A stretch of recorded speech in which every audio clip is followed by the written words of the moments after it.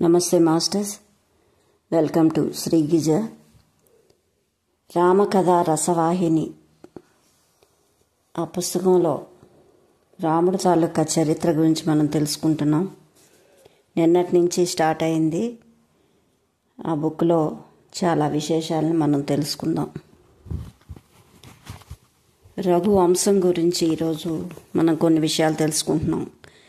విశుద్ధమగు సూర్యవంశమున పరమ ప్రతాపుడును యశస్వియును దీర్ఘ బాహుడును పుణ్యశ్లోకుడును అగు కట్వాంగుడను రాజు పృథ్వీని పాలించుచుండెను.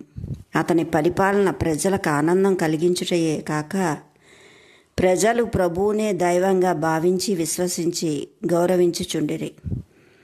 మహారాజునకు ఏకైక పుత్రుడు కలడు. మహారాజుకు ఏకైక పుత్రుడు కలడు. అతడే దిలీపుడు. కుమారుడైన దిలీపుడు దినదినాభివృద్ధి గావించుచుండెను. మహా తేజోవంతుడై తండ్రితో పాలన విషయములందు పాల్గొనుచు దేశమండలి మంచి చెడ్డలను గమనించుచు విచారించుచు అతి శ్రద్ధాళుడై ప్రజల మధ్య పెరుగుచుండెను. కుమారుడు పెద్దవాడవుట చూసి యుక్త వయసుననే వివాహం చేసి కొంత పరిపాలన బాధ్యత అతనికి తలపెట్టవలనని సంకల్పించి అన్నింటికీ సరిపడినట్టి కోడలను కావాలనని విచారించి కడకు మగధ నందియగు సుదక్షిణాను కన్యతో అత్యంత వైభవంగా వివాహం జరిపించెను. సుదక్షిణ మహా గుణవంతురాలు, సాధ్వీను, సరళ హృదయమునైన పతిని అనుసరించు ప్రాణ సమానంగా ప్రేమించి సేవించుచుండెను. పతియగు దిలీపుడు కూడాను మహాగుణవంతుడవుటచే ఆమెకెట్టి లోటును లేక చూసుకొను. పరిపాలన విషయమున తండ్రిని అనుసరించుచు క్రమక్రమంగా తండ్రి బాధ్యతలన్నింటినీ తానే కొనుచు కొంత విశ్రాంతిని కలిగి ఉండుటకు ఖడ్వాంగుడు గమనించి తనలో తాను కుమారుని తెలివితేటలకు శక్తి సామర్థ్యాలకు ఎంతో సంతసించుచుండేవాడు. ఈ విధంగా కొంతకాలం గడిచెను. ఖడ్వాంగుడు సుముహూర్తమును నిర్వహించి దిలీపునకు రాజ్య పాలనా పట్టం గావించెను.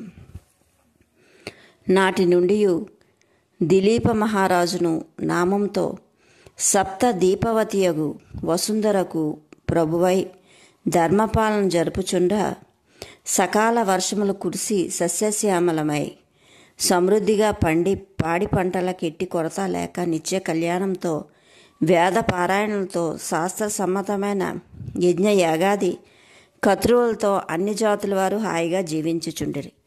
కానీ మహారాజునకు దినదినము సంవత్సరములు గడుచున కొలది తనలో ఏదో అశాంతి బాధ ఉండునట్ల అతని ముఖ వర్చస్సు తెలుపుచుండెను. కొన్ని సంవత్సరములు గడిచెను. ఇచ్చ నెరవేరినకు ఆశ దినదినము నీరసించెను. ఒకనాడు తన రాణియగు సుదక్షిణతో తనలోని చింతను ఈ రీతిగా వెలిబుచ్చెను.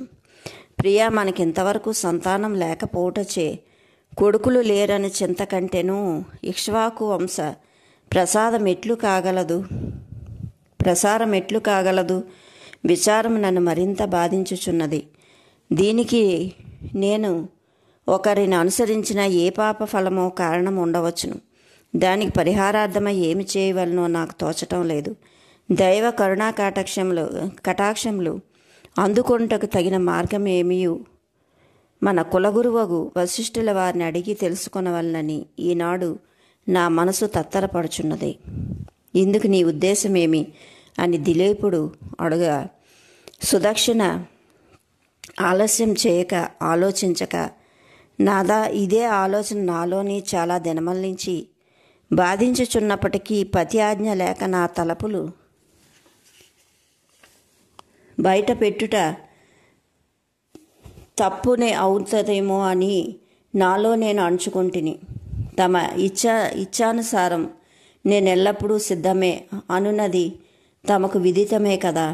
ఇందుకు ఆలస్యం ఎందుకని రాణి తన అంగీకారంను తెలుపగానే దిలీపుడు రథమును సిద్ధం చేయించి, ఈనాడు నా వెంట పరివారము రక్షక భటులెవ్వరూ రానక్కర్లేదని ఆజ్ఞాపించి తానే రథమును నడుపుకొని గురుదేవులకు వశిష్ఠుల వారి ఆశ్రమం చేరాను.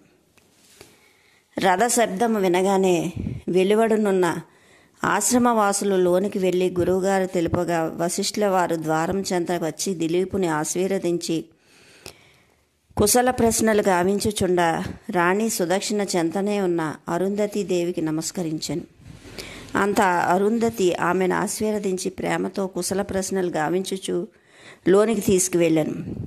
అంత రాజు కూడాను ప్రభు ధర్మమును అనుసరించి ఆశ్రమ జనులకు కానీ యజ్ఞయాగాదుల సత్కర్మలకు కానీ లేక ఆహార విహారములకు కానీ ఎట్టి ఇబ్బంది లేక అరణ్యమునందు క్రూరముఖముల బాధ లేక తమ తమ నిత్యానుష్ఠానములు సక్రమంగా జరుగుచున్నవి కదా అని గురువైన వశిష్ఠుల వారిని ఆశ్రమవాసులు కుశల ప్రశ్నలు గావించుచుండగా అందరూ లోనికి వెళ్ళి వారి వారి ఆసనముల వారు స్వీకరించిరి. అంత వశిష్ఠుల వారు అచటనున్న ఆశ్రమవాసులను తమ తమ వసతులకు వెళ్ళమని ఆజ్ఞాపించి రాజు తన ఆశ్రమనకు రాణి సమేతమై వచ్చిన కారణము తెలుపమని అడగగా రాజు తనకు గల కొరతను విచారమును వినయముతో విన్నవించి తమ అనుగ్రహం తప్ప ఇందుకు అన్య మార్గం లేదని ప్రార్థించాను. ప్రార్థన ఒకవైపు ఆలకించుచు వశిష్ఠుల వారు ధ్యానంలో లీనమై కొంతకాలం నిశ్శబ్దం పూని ఇండుటకు చూచి రాజు కూడా తనలో రాణితో దైవచింతన చేస్తూ పద్మాసీనుడై నేల మీద కూర్చుండెను. అంత వశిష్ఠుల వారు కన్నులు తెరిచి, రాజా, దైవేచ్ఛకు ఎట్టి వారైనా ఎదురు తగులుట వీలు కాదు. పుత్రుడు నొసంగునట్టి శక్తి నాకు లేదు. నేనది చేయజాలను. నీకొక శాపం కలదు.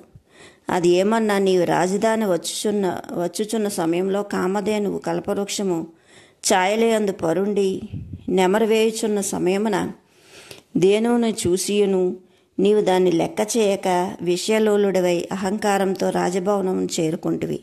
ఆనాడు కామధేనువు తనకు ప్రభువు గావించిన పరాభవనకు విచారించి రాజే గోవుని గౌరవింపకున్న ప్రజలు ఎట్లు విశ్వసించి గౌరవింతురని ఉద్దేశంతో వేద బ్రాహ్మణ గోవులను గౌరవింపని రాజులు వంశం అభివృద్ధిగాంచిన లోకమే హీనమగునని తలంచి ఆనాడు కామధేనువు నీవు వంశోద్ధారకుడగు కుమారుడు కలుగకూడదనియు ఏనాడో నీవు పుత్రశోకంతో నీ పొరపాటు గమనించి లేదా పరమగురువు ఆజ్ఞను శిరసాహించి తిరిగి గోపూజ ప్రారంభింతువో గోవులను గౌరవింతువో ఆనాడు తిరిగి నీ వంశం వృద్ధి గావించిననియు తలంచుట చేత నీకు పుత్ర బాధ పీడించుచున్నది. కాన నేటి నుంచి నీవు గోపూజ సతీ సమేతంగా సక్రమమైన మార్గంలో సలిపితివేనా తప్పక పుత్రప్రాప్తి కలుగును. ఆలస్యం చేయక సాయం సమయం కావచ్చినది. గోవు వచ్చి వేళయింది. నా అగ్నిహోత్రం యొక్క నందిని కామధేనువును వనము నుంచి వచ్చుచున్నవి.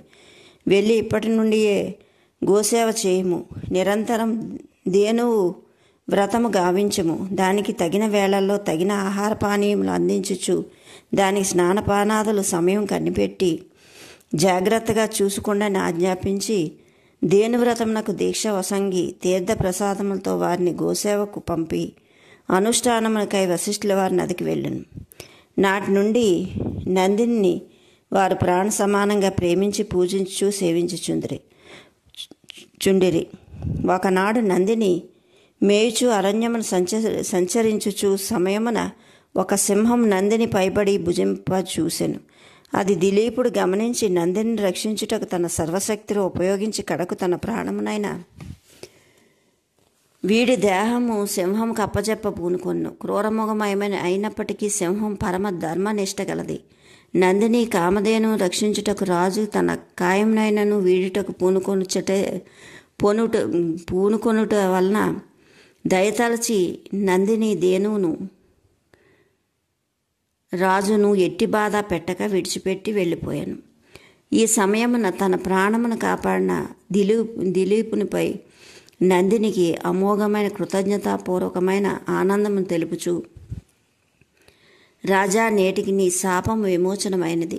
నీకు విశ్వ విజయుడును, ధర్మాత్ముడు, త్రిలోక విఖ్యాతిని పొందువాడును, కులకీర్తిని నిలబెట్టువాడును కలుగును. అంతేకాకుండా అతని వంశము నుండే శ్రీమన్నారాయణుడే అవతరించును. అట్టి సుపుత్రుడు అతి శీఘ్రంలో ప్రాప్తించుగాక అని ఆశీర్వదించి రాజుతో కూడి ఆశ్రమంకు వచ్చాను. గురువు సర్వజ్ఞుడౌటచే వారల మేము చూసిన వెంటనే మీ అభీష్టం నెరవేరిందనియు ఇక మీరు మీ రాజ్యంకు వెళ్ళవచ్చుననియు ఆశీర్వదించను.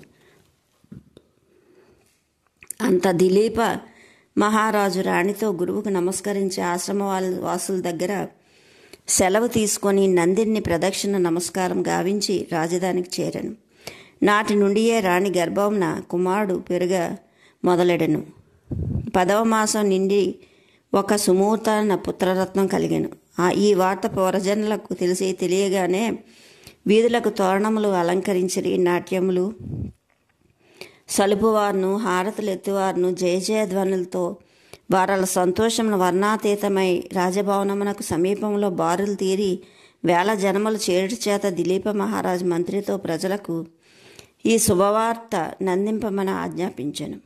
మంత్రి రాజభవనకు ముందు విశాల ప్రదేశం చేరిన వేలాది ప్రజలకు మనకు కుమారరాజ పుట్టెను శుభవార్త తెలుపగానే కరతలములచే జేజేలు చేసి అందరూ వారి వారి గృహముకు వెళ్ళిరి. 10వ దినమున గురువు పిలిపించి నామకరణం మహోత్సవం గావించిరి. బాలునకు నక్షత్రమును అనుసరించి రఘువను పేరు పెట్టిరి. ఆ రఘువు దినదినము పెరుగుతూ పెద్దవాడయ్యను. ఒకనాటికి రాత్రి దిలీపుడికి ఏమి తోచినదో కానీ రాణితో మాట్లాడుచు, సుదక్షిణ, నేను అనేక ఘనకార్యములు సాధించి తిని, యజ్ఞయాగాది సత్కర్మలు జరిపి తిని, రాజుల్లో భయంకర యుద్ధములు చేసి తిని,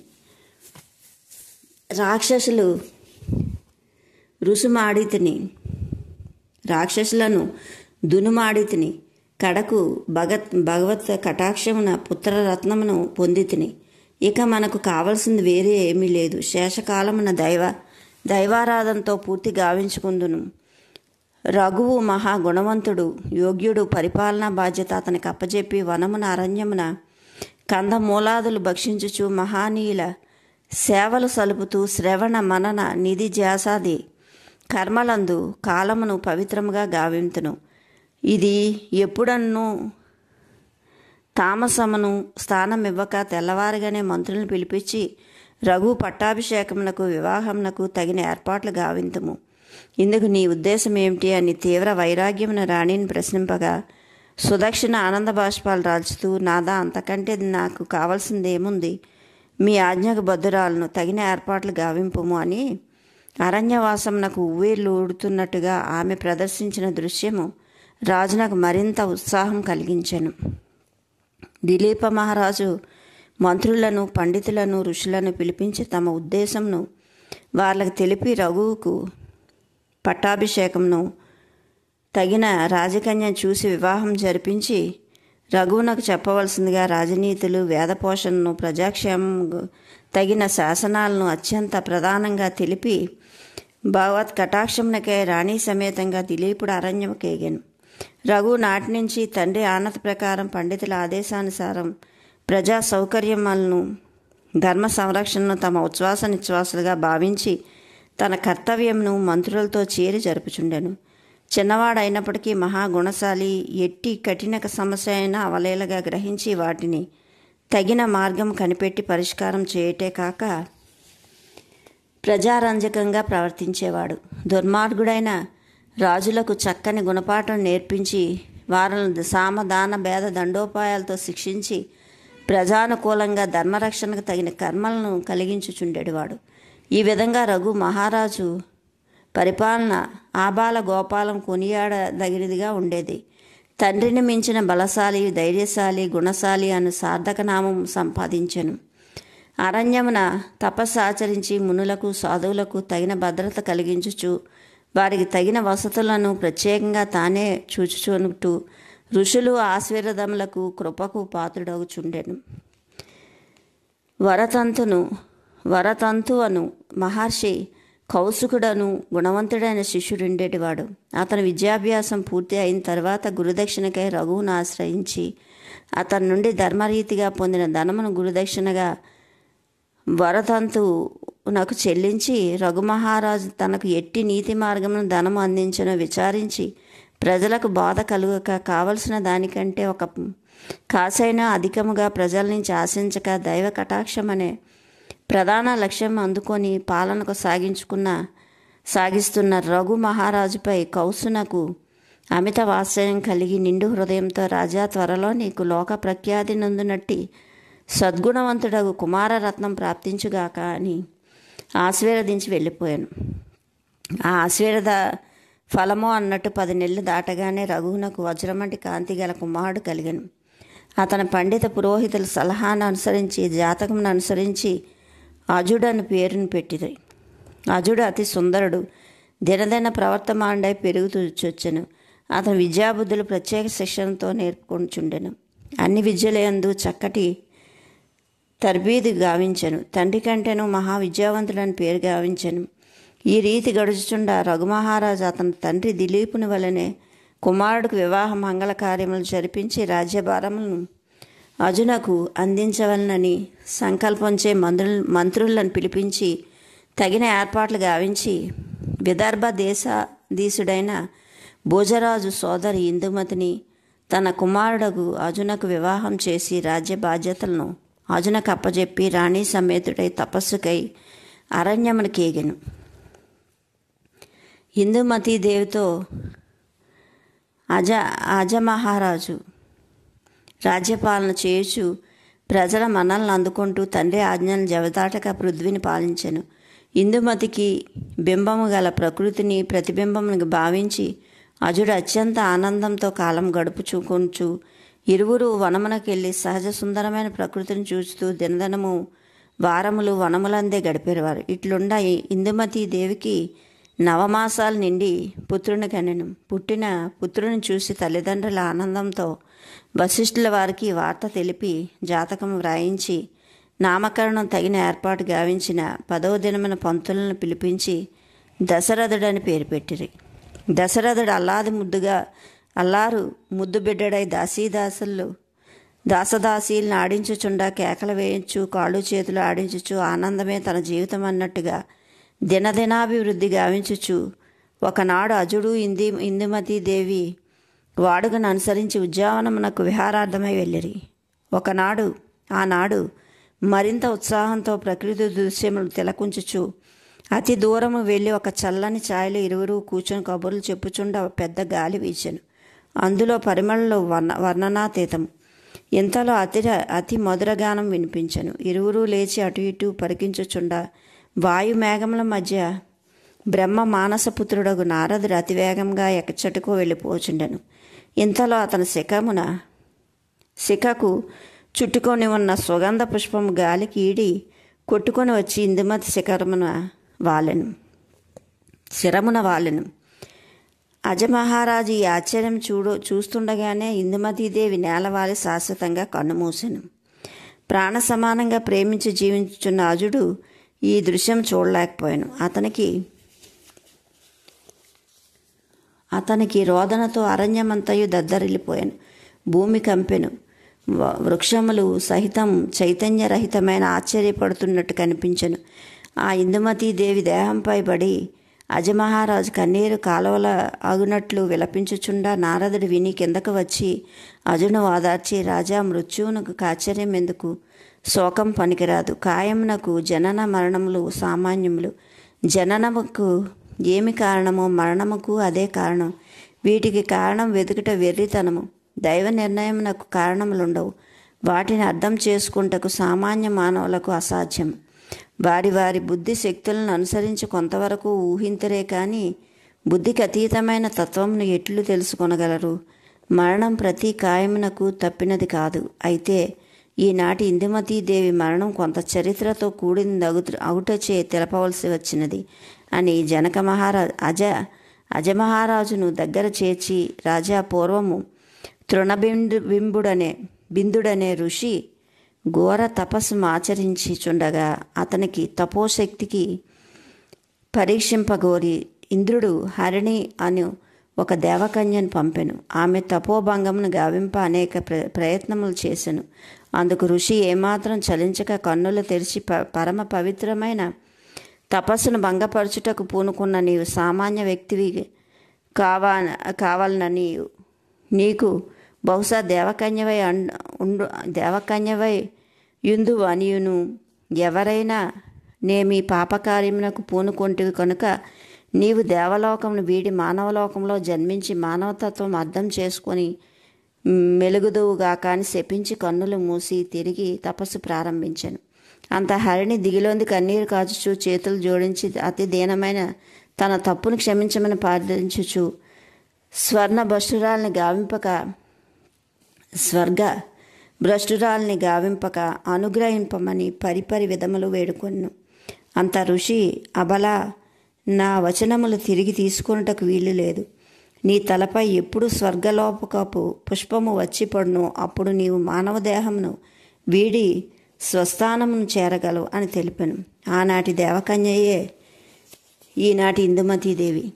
ఈనాడు నా శిరమందలి స్వర్గలోకపు పుష్పము గాలికి వ్రాలగానే ఆమె శాపం విమోచనమైనది. ఇందుకు నీవు విచారించి ప్రయోజనం లేదని రాజనీతులు దేహనీతులు బోధించి నారదుడు తన మార్గమును తాను అనుసరించను.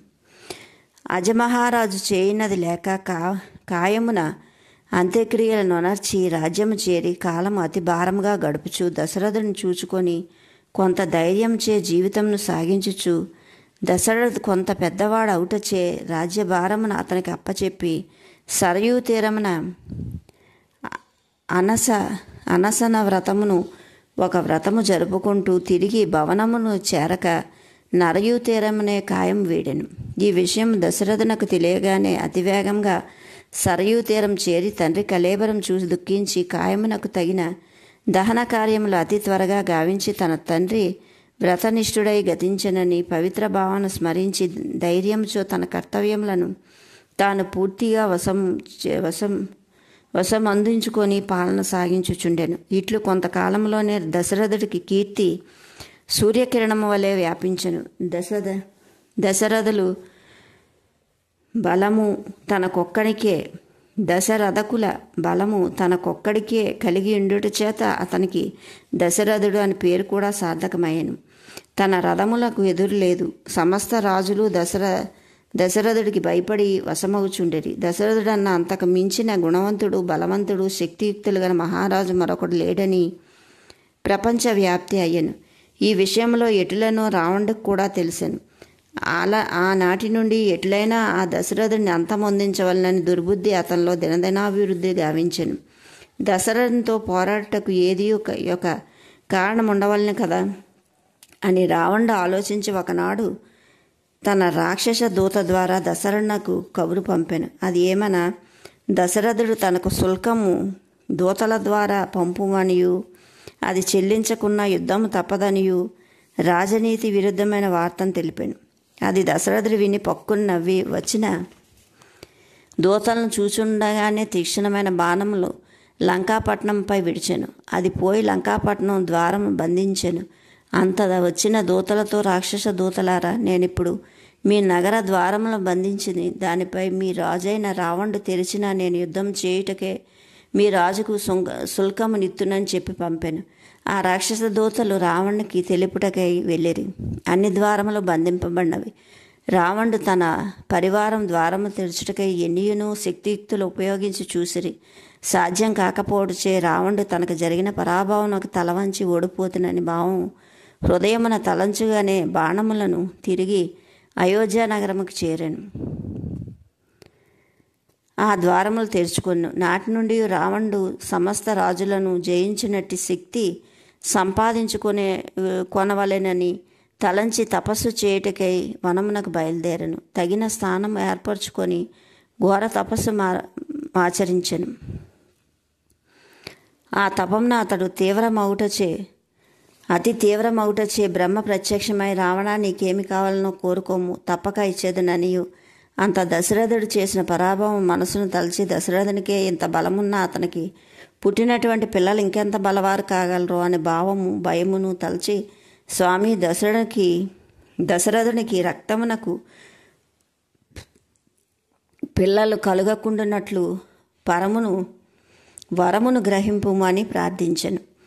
అంత బ్రహ్మ సరి ఇచ్చితునని తెలిపి అచటనే ఉండిన రావణుడు మరేదైనా కోరుకోవచ్చని తలంచి మరుక్షణమే అంతర్ధానమయ్యాను. రావణుడు నిర్భయుడైన తన శక్తి సామర్థ్యాలను స్మరించుచు గర్వించుచుండగా మరొక తలపు వానిలో మెరిసెను. దశరథుడు ఇప్పుడు యుక్త వయస్సుడు. అతనికి వివాహమే కాకుండానట్లు తగిన ప్రయత్నం జరిపిన మరింత మంచిదగదని భావించి తన రాక్షస శక్తితో తేరిపారా చూసి బహుశా కోసల దేశపు రాజు పుత్రికను అతనికిచ్చి వివాహం జరిపించవచ్చును, కనుక ఈ పుత్రికనే లేకుండా చేయవలనను వినాశకాలే విపరీత బుద్ధి అన్నట్టు విపరీత బుద్ధి పుట్టి కోసల దేశపు మారువేషంలో వెళ్ళి ఆ రాజు కుమార్తె కౌసల్యను దొంగలించి ఆ బాలికను ఒక పెట్టిలో పెట్టి సముద్రంలో పారవేసిరి.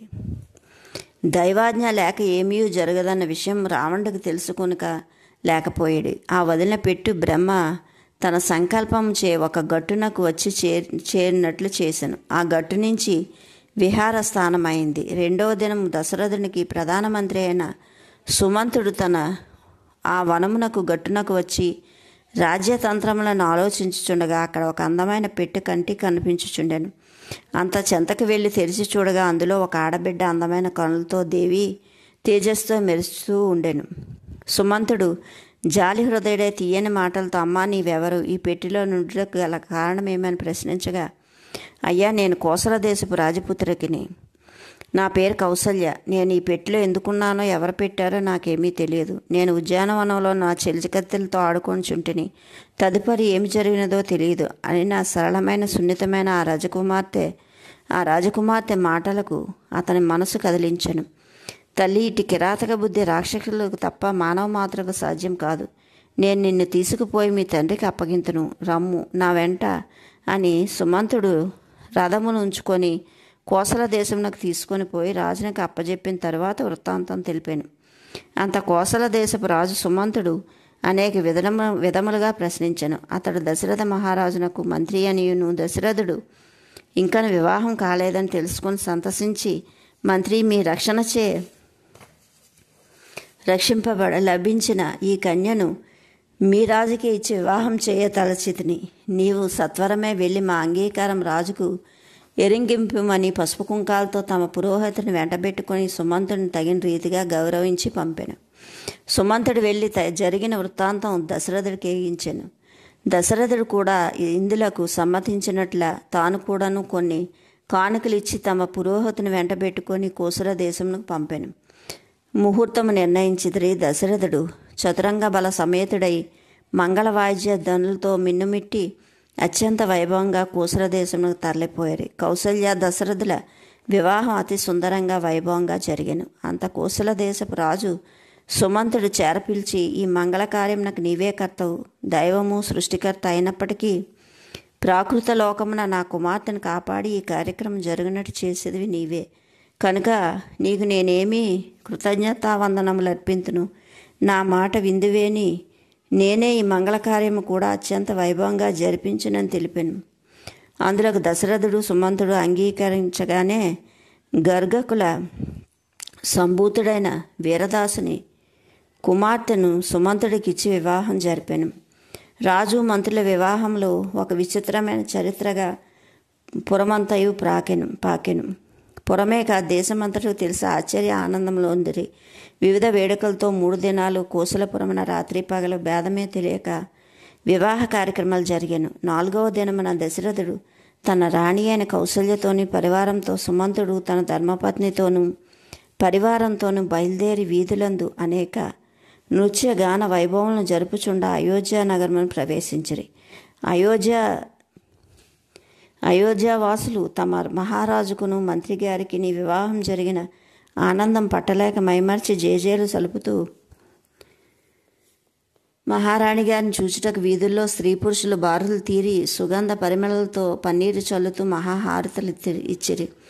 రాజపురమున ప్రవేశించి తన కార్యక్రమాలు తాను యథావిధిగా ఆచరించుచు రాణితో కూడి అప్పుడప్పుడు వనవిహారం సలుపుచు ఈ రీతిగా కాలం గడుపుచుండెను. దినములు, నెలలు, సంవత్సరములు గడిచినవి. రాజునకు కొంత నిరాశ ప్రారంభమైను. పుత్రుడు లేడని కొంత పీడింపదొడిగాను. పండితులకు సలహాలను, మంత్రులను, అభీష్టములు, పట్టపురాణి అని కౌసల్యాదేవిని సంతృప్తిని పురస్కరించుకొని సుమిత్రను వివాహమాడెను. ఆమె పేరును తగిన గుణవతి. కౌసల్య, సుమిత్రలు తల్లి బిడ్డల కంటే అధిక ప్రేమలతో ఒకరినొకరు అనుసరించి సహన త్యాగ కరుణలతో మెలగొండి చుండిరి. ఎంతకాలంనకు రాణులిరువురికి ఎట్టి శుభవార్తలు కనిపించకుండుటచే ఇక తమకు పుత్రులు పుట్టరని నిరాశచే వారి ఇరువురి సలహాను అనుసరించి దశరథుడు కాశ్మీర దేశపు కైకేయి రాజు కూతురు కైకను సౌందర్య రాశిని పెండ్లాడను. కైకను పెండ్లాడుటకు పూర్వం కేకయ్య రాజు కొన్ని నిబంధనలు పెట్టాను. ఒకటి, తన కుమార్తె కైక పుట్టిన పుత్రునకే రాజ్యాధికారం ఇవ్వవాలననియు, అట్లు ఇవ్వని పక్షంన తన కుమార్తెను దశరథునకు ఇచ్చుటకు వీలు కాదనియు గర్గునితో కబురు పంపగా కైకేయి యొక్క రూపురేఖలను విచిత్రంగా విని ఉండుట చేతను అట్టి ఇల్లాలు తనకు దక్కవలననియు నిండు హృదయంతో ఉవ్విళ్ళూరుచున్న దశరథుడికి మనోభావాలకు కౌసల్య, సుమిత్రలు గమనించి పతి ఆనందం కంటే మాకు వేరే ఏమీ కావాలి అని అనుకొని అతని అభీష్టం తీర్చుటకే మా విధి అనియురు. ఆ అయోధ్య చక్రవర్తులకు ధర్మ విరుద్ధమైన పుత్రులు పుట్టరనియు ఈనాడు దశరథుడు మాటిచ్చినను కైకేయికి పుట్టినట్టి పుత్రుడు మహాధర్మపరుడు ఆగుననియు తలచి ఇరువురు చేతులు జోడించి రాజును ప్రార్థించిరి. స్వామి, మీ సుఖ సంతోషముల కంటే మాకు వేరే ఆనందం ఏముంది? కేకయ్య రాజు కోరినట్లనే మీరు అంగీకరించి కైకను వివాహమాడి రఘువంశం నిలబెట్టుడు. ఇందుకు మీరేమాత్రం యోచించనక్కర్లేదని వారు ఉత్సాహం చూపించి మరింత ప్రోత్సహించుట చేత కేకయ్య రాజు పెట్టిన హద్దులు తప్పక ఒప్పుకొందుననియు వివాహంకి తరలి వచ్చుచున్నామని కట్నములతో పురోహితులను గర్గుణ్ణి వెంట పంపగా కేకేయ అత్యంత ఆనందంతో వివాహంకు తగిన ఏర్పాట్లు అతి వైభవంగా గావించెను. ఇరువురు రాణులతో దశరథుడు పరివారంతో కేకేయ రాజు రాజ్యమును చేరి కైకను వివాహమాడి మూవురు రాణులతో చుక్కల నడుమ చంద్రుని వలె అయోధ్య నగరమునకు ప్రవేశించెను. దశరథుడు ముగ్గురు రాణులను సమానమైన ప్రేమతో చూసుకుంటూ ఉండేవారు. రాణులు కూడాను ఎట్టి భేదములు లేక భయభక్తులతో ధర్మకర్తలతో పతియే దైవము అనే భావంతో పతి ఇష్టములు అడ్డు చెప్పక అతనికి ఆనందమునకు అంతరాయం కలిగించక దేహమును వీరైనను ప్రాణములు ఒక్కటి అన్నట్టుగా మూవురు అన్యోన్యంగా మెలుగుచుండరు. Okay masters, share, like, subscribe చేయండి. ఎంతో అద్భుతంగా ఈ రామాయణాన్ని విందాం. ప్రతిరోజు ఒక ఎపిసోడ్ ఉంటుంది. లైక్ చేయడం మర్చిపోవద్దు. Thank you.